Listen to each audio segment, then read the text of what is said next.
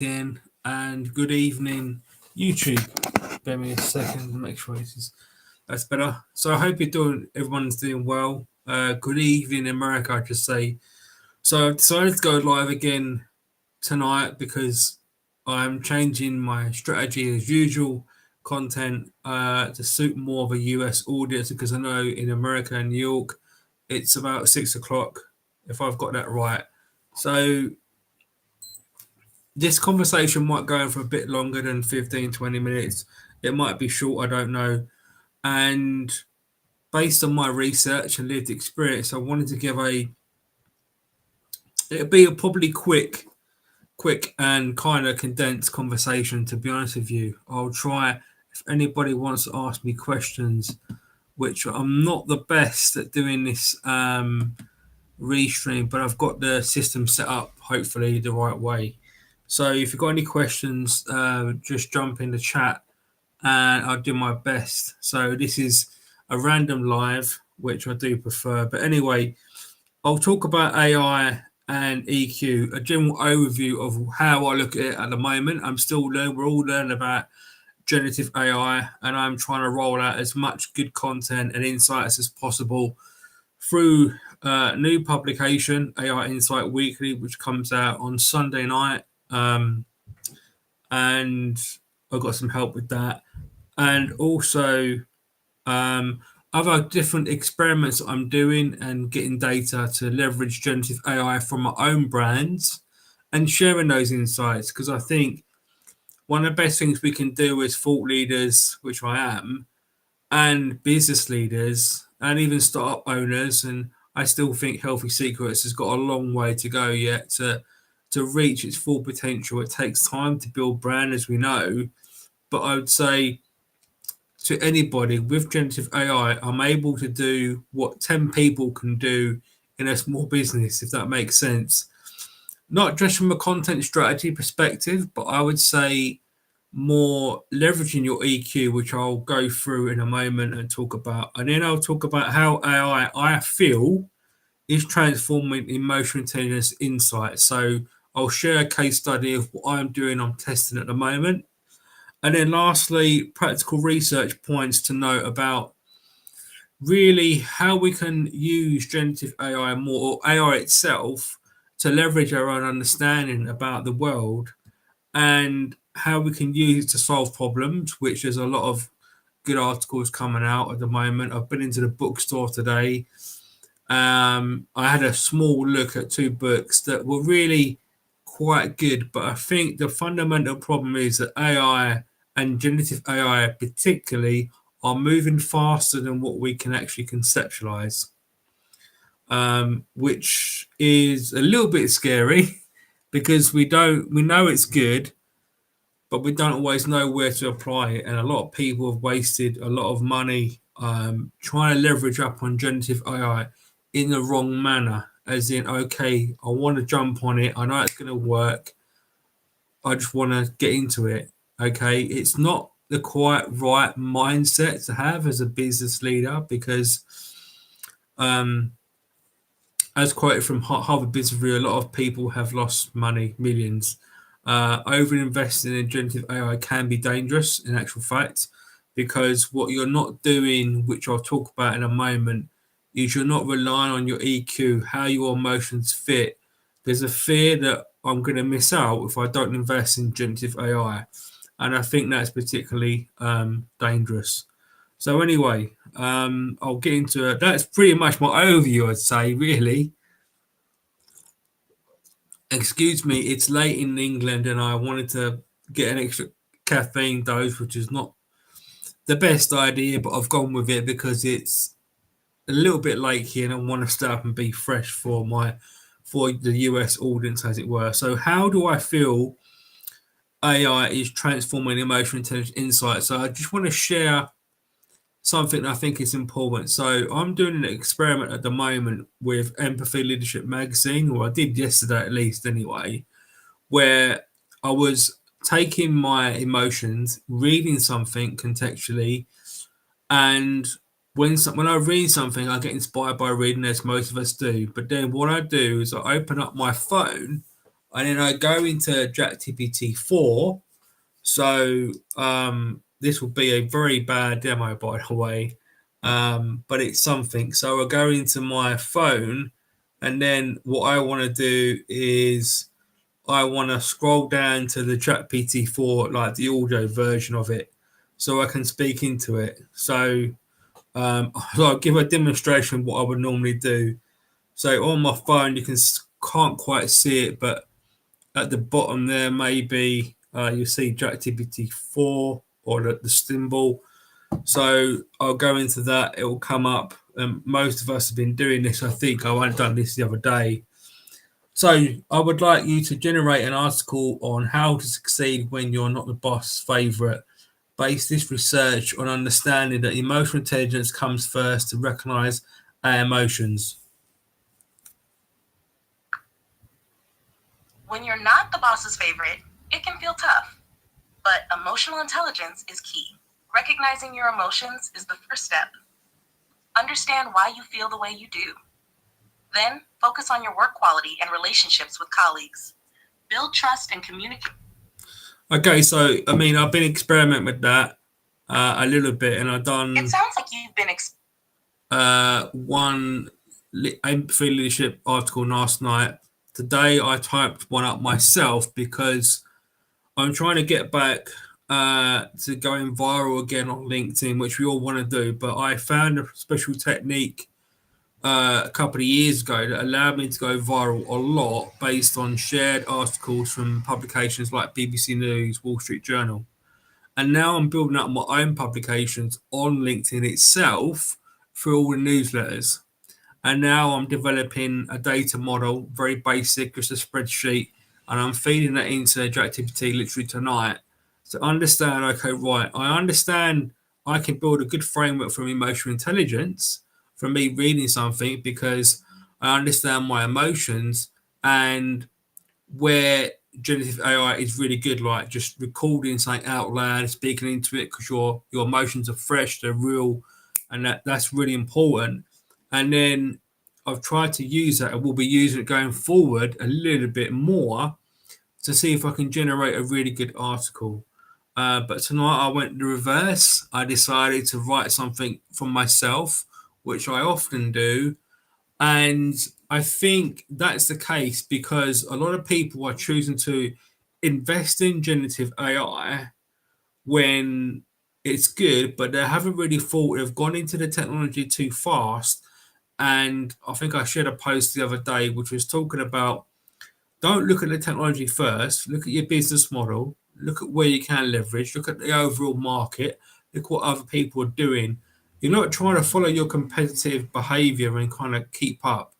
What you're trying to do is seeing where you can gain leverage if it really applies to you, because in some industries, um, there is a danger that generative AI can complicate things. It can simplify and increase productivity by sure. It's doing that for me as a humble thought leader and healthy seeker. It's great. And I'm only one person, and I've got a big platform, pretty big at least, on LinkedIn, which I'm building up through research and using generative AI. But if you're a startup, you might not need generative AI specifically in your business model. And if you're a medium or big size company, then you've got a more capital expenditure, even though we're operating in difficult market conditions. So the argument is, okay, do I lean on more on my understanding of the technology, or do I lean on more on my emotions to kind of pivot to say, right, do I really feel good about investing in this technology, or should I understand it first? As always, look at your market, look at maybe where your business strategy is it working, and put it in like a fishing rod in the water, or going to a new tackle shop. Is that rod going to get me a bigger set of fish? Can I afford it? And if the answer is yes, then you're going to buy that rod. And I think that's what we need to do as business leaders, or business owners, business leaders, and startups particularly, because generative or ChatGPT 4 as well, which I use all day, every day, is powerful on one hand, but at the same time, I do recognize that I need to lean on more skills like time management, for instance, that will help and leverage me to, okay, right, what's the best way I can use generative AI to increase my business performance, but I don't want to invest in it heavily. Now, I don't have a big marketing budget like any other brand. I'm a startup per se, and I'm on a shoestring budget, and that's all right for me because I can pivot like no one else because I've got the leverage in my EQ research, and also I understand what generative AI can do in terms of productivity, content creation, and I'm starting to open up more publications on LinkedIn so I can understand. Okay, right, if I publish this article here at this time using generative AI or my emotions based on historical data, I'm able to get more engagement if I want that. So that's what I'm currently experimenting on. I hope that makes sense. And last but not least, which I've really kind of talked about, I think I'll just keep this conversation short tonight because I've gone live twice in one day, and it's a bit naughty because I know not many people like it, but I wanted to go live particularly because I want to get this stuff out there. Practical research points to note. I think the way, like I said, to kind of summarize with generative AI and particularly ChatGPT 4, there are a lot of plugins I've been using and experimenting, mainly the image creator, which is really very good and handy. Midjourney, obviously, it's a top market tool for that, but it's more artistic. And it's the images it creates. I'm using it to create a course.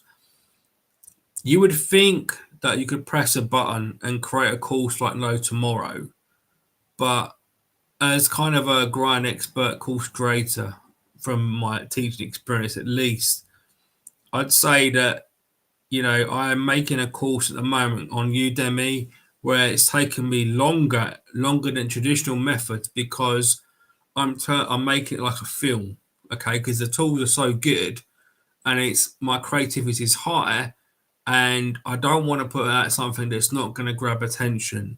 So on the one hand, you think, yeah, productivity can be increased in certain areas because the tools are that good, but equally, when you do creation itself, you think, yeah, I want to create something better because your creativity takes over, which is good because you want to play true to your strengths of your capabilities. And I'd say that's a good thing about generative AI. It takes you to a new level in your creativity, if that makes sense. So for me, I suppose the end point is to boost business performance and to leverage up. You have to slow down a little bit with generative AI or artificial intelligence. Machine learning is great. It has its weaknesses, as we know, hallucinations, which are kind of been on that, copyright law, which is a big thing. It depends where you are in the market, I'd say, but invest in it where you feel you can gain leverage and you want to, as in you enjoy the process. Because if you don't enjoy learning about AI, you're going to find it hard to sell it to your customers in whatever model you're going to choose to do, whether it's a product, service, or how you're using AI. And tell that story to your LinkedIn followers or your community, because that's what I've done, probably heavily more so than other people, because I believe that if I choose not to, and I've got the time and the resources to invest in AI, not like as in a capital expenditure, but at least learn about the knowledge and experiment with different soft tools that are quite cheap and affordable. ChatGPT 4, $20 a month, etc. Midjourney, which is it's come down in price, and then other tools I use, the ID. I do a lot of voiceovers, experiment with that because I'm just that's my childhood, He-Man style and all that stuff. I grew up with that in the 80s, so I like creating short videos and movies, kind of, and I've celebrated that here on LinkedIn, which you can see on my profile, and that's me more having more fun than anything, and then just shooting it off into my TikTok account. Just seeing how, I mean, I don't get a lot of views on TikTok, but that's not the point. I'm just trying to get comfortable with the tools. So when I do something big, like I'm doing two big courses at the moment, one's on Udemy. A lot more will be released on my TikTok series, which is a new platform that TikTok are working on. Um, so eventually, as I go through and do these experiments, I'll learn more about AI, both how to write better with AI, and talk about AI like I'm doing now with you. I'd say I've only got about 5% knowledge of real generative AI, what it can do, and the applications and some of the frameworks I've been experimenting with. I mean, there's a lot to learn, but I don't look at things. What's helping me? I don't look at things in a complex world.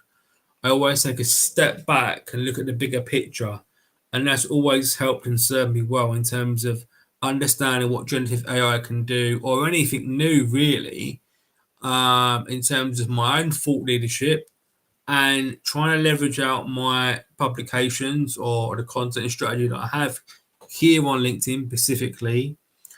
TikTok for me is a bonus. I do want to monetize my TikTok series. I have done, but it's slow going. Okay, so that's just really about my business model, which is not really that interesting. But I am using generative AI to push forward up my revenue model. um, if the algorithms work with me and for me, then I can grow a good global brand. If they don't, then I'm going to stay as a humble thought leader. I don't think I can do more than that. And I don't want to go much longer into the realms of trying to come up with new business ideas, because I love my research. Understanding emotional intelligence and the relationship between mental well-being is good for me. I'm almost, well, a couple of years off to be qualified as a fully qualified counsellor, and that's a nice little profession. So I'm quite happy and content with that. I will still share content. Healthy Secrets could fall on its, on its side, and I wouldn't be too upset, because all I'm really doing is experimenting to see how far I can push generative AI and my creative ideas to a level where I can put an offering on the table to say, this is the brand, this is what it is, and this is what you can buy. Do you want some? Like baking a cake, for example, or baking a new cakes and giving that to people. Do you like it? Do you want more? That's all I'm doing. And I think if I can keep that simple kind of business model and not make it too complicated, although I've got a lot of different revenue pots that could work. Okay, it is all an experiment. I don't know how good it's going to be. Um, and I've been working on my publication and my viral marketing for 5 years now on my core research. It takes time to build brand, but I think what's more important is I stay on brand, as I've celebrated that in my article, Social Media Marketing for You. And to end this live talk, I'd say to anybody, don't invest heavily in generative AI at the first go. Understand where your leverage can be, understand your market, see where there's going, look at your own capability. Can you recruit the right team? Or, because there's different tiers in generative AI, you've got tier one, which is what I use, just general tools, ChatGPT-4, etc. Unless you go into the model with APIs and you're building your scaling software development. But then you might go into the realms of tier two and tier three, which you're building that on your own data. And a lot of you here on LinkedIn are a lot more knowledgeable than me in this area. So anyway, I hope you've got some insights useful for you tonight. And yeah, I hope you rewind this and play it again and share it to your network if you like to. Give me some comments. Let me know what else you'd like to me talk about live on LinkedIn. Is I might do some more LinkedIn lives. I don't know, but we'll see how that goes. Anyway, I'll bid you good day. Have a good evening, wherever you are in the world, and I'll see you soon back here on LinkedIn live when I go next. Thank you.